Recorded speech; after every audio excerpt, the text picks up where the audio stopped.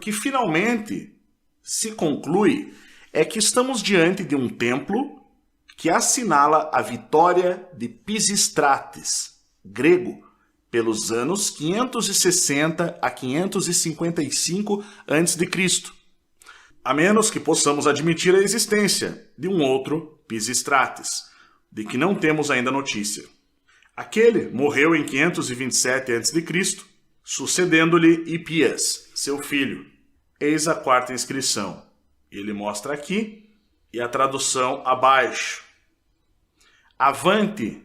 Essa inscrição, que estava esculpida em pedras quadradas, suspensas artificialmente a colunas em círculo, etc., faz então algumas observações técnicas e nos informa que a história nos diz, tratando da antiga Grécia, que 586 anos antes de Cristo, os Anfictiones, ou Anfictions, organizaram os Jogos Píticos a Delfos, e ainda mais que os povos das montanhas ao redor de Delfos haviam criado um conselho para proteger o santuário de Apolo e organizar festas em sua honra.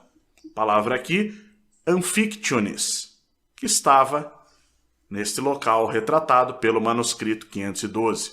Havia inclusive o Conselho dos Anfictions, que se reuniam 2 vezes por ano, na primavera e no outono. E ele cita inclusive o papel de cada um nas suas festividades pagãs da antiga Grécia, o santuário de Delfos, enfim. Pelos anos 600 a.C., os sacerdotes de Delfos queixaram-se que habitantes de Crissa, seus vizinhos, tinham atentado contra o santuário de Apolo. Crissa era então a cidade mais rica da região da Fócida e era um trajeto mais curto para os mercadores, que passariam por Corinto. Ele conta toda a história da cidade aqui e o papel dos Anfictions, que está relacionado à palavra que vimos ali na estrutura 4, mencionada. Aqui no caso, conforme vimos. Avante Anfictions. E aí ele conclui que, observando-se o aspecto do edifício, segundo está descrito no manuscrito, e onde fora encontrado, percebe-se que se trata de uma espécie de hipódromo ou anfiteatro dedicado a Apolo, onde seriam celebradas festas em sua honra. Aí as inscrições da estrutura 5, no caso, elas não mencionavam o local, tá? Ou a circunstância das gravuras. Entretanto, os caracteres do antigo grego, com que são formadas, demonstram, por sua combinação artística e aproximativa, aos nomes que representam não menos que signos planetários e divindades até então conhecidos. E você vê aqui as traduções que formam as palavras Mercúrio, Saturno, Júpiter, Marte, Sol, Vênus, Lua, Terra, segundo a tradução do Bernardo de Azevedo da Silva Ramos.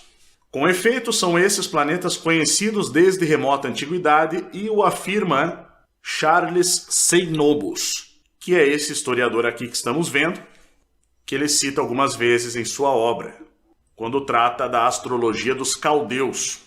Ele cita que os caldeus aprenderam a distinguir os planetas das estrelas pelo seu movimento no céu, e conheciam Mercúrio, Vênus, Marte, Júpiter e Saturno, além do Sol e da Lua, os quais consideravam todos como manifestações especiais dos deuses. Cada planeta representava uma divindade e tinha o seu nome. E os caldeus pensavam que os astros manifestavam a vontade dos deuses e que se podia, estudando seus movimentos, adivinhar o que ia acontecer na Terra. Era uma espécie de astrologia, astrologia primitiva, fazendo até mesmo previsões a respeito do clima e de acontecimentos políticos, morte de reis, guerras e derrotas. Adivinhações, basicamente. Lembrando que os caldeus eram povos da Mesopotâmia. Vale lembrar a passagem bíblica de onde veio Abraão, da terra de Ur, dos caldeus, região da antiga Babilônia. Ele cita também que o que tornou Os adivinhos caldeus, como célebres entre os povos, foi a habilidade que eles tinham de prever a sorte de cada homem. Eles imaginavam que a posição dos astros, no momento em que nasce uma criança, indica de antemão todo o seu destino. Cada homem teria uma estrela cuja influência, feliz ou infeliz, persiste em toda a sua existência. E era o suficiente para eles saber sob que astro nascera um homem para predizer sua sorte, aos que os gregos chamavam isso de horóscopo. Eles chamam astrologia a essa adivinhação pelos astros. Os caldeus, então, observando o céu, fizeram também descobertas que se verificaram mais tarde. Tiveram a fortuna de calcular os movimentos dos planetas e de prever os eclipses da Lua. Reconheceram que o ano se compõe de 365 dias. Inventaram o quadrante solar e, finalmente, foram os criadores da astronomia. Este é Camille Flammarion, que foi um grande pesquisador e popularizador da astronomia. Tem, inclusive, astros batizados com seu nome, além de cratera na Lua, também batizada com seu nome. E este desenho aqui é uma arte dele. Muito conhecido esse desenho, arte, portanto, de Flammarion, citado aqui na obra de Bernardo Azevedo da Silva Ramos. Vamos à citação de Flammarion. Nossos antepassados viviam em comunicação mais íntima com a natureza. Não tinham eles nem a vida artificial e nem a hipocrisia, nem os cuidados criados pelas necessidades fictícias da vida moderna. Foram eles que lançaram as primeiras bases das ciências pela observação direta dos fenômenos naturais. Se a astronomia é a mais antiga das ciências, a observação da Lua é a mais antiga de todas as observações astronômicas, porque ela foi a mais simples, a mais fácil e a mais útil. O globo solitário da noite derrama sua doce e calma claridade no meio do silêncio e do recolhimento da natureza. A sucessão de suas fases proporcionou aos pastores, como aos viajantes, a primeira medida do tempo, depois do dia e da noite, devida à rotação diurna de nosso planeta. O crescente lunar, em sua melancólica claridade, dá na natureza um calendário pastoral.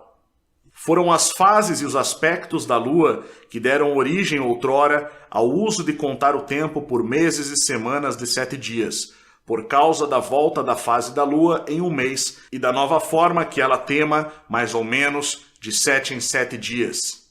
Tal foi a primeira medida do tempo, porque não havia no céu nenhum sinal cujas diferenças, alternativas e épocas fossem mais notáveis. A semana também, como vimos, teve por origem a Lua, e é a medida natural criada pelas suas 4 fases. Também ela é de uma origem muito antiga. Os egípcios, os caldeus, os judeus, os árabes, os chineses tinham-na em uso desde os tempos mais remotos.